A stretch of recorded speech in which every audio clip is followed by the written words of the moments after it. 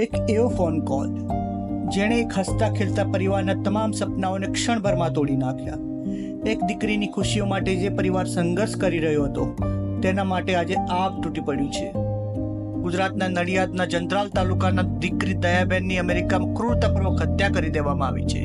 તેઓ અમેરિકામાં એક સ્ટોરમાં કામ કરીને તેમના પરિવાર અને દીકરા દીકરીના ઉજ્જવળ ભવિષ્ય માટે મહેનત કરી રહ્યા હતા. ત્યારે કાળનો કોળિયો બની એક અજાણ્યા શખ્સે તેમની જિંદગી છીનવી લીધી.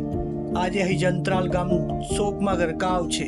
દયાબેનના વૃદ્ધ પિતા અને પિતરાઈ ભાઈઓ આઘાતમાં ડૂબી ગયા છે. પરિવારની મહિલાઓ પણ વિલાપ કરી રહી છે. પરંપરા મુજબ પુરુષોએ મુંડન કરાવીને દીકરીના આત્માને શાંતિ માટે પ્રાર્થના કરે છે. પરિવાર પર અત્યારે દુઃખનું પહાડ તૂટી પડ્યું છે. આ દુઃખની ઘડીમાં આખું ગામ આજે પરિવાર સાથે ઊભું છે. ચાલો આપણે દયાબેનની આત્માને શાંતિ મળે એ માટે તેમના પરિવારને આ મોટો આઘાત સહન કરવાની શક્તિ મળે તેવી ઈશ્વરને પ્રાર્થના કરીએ. ઓમ શાંતિ.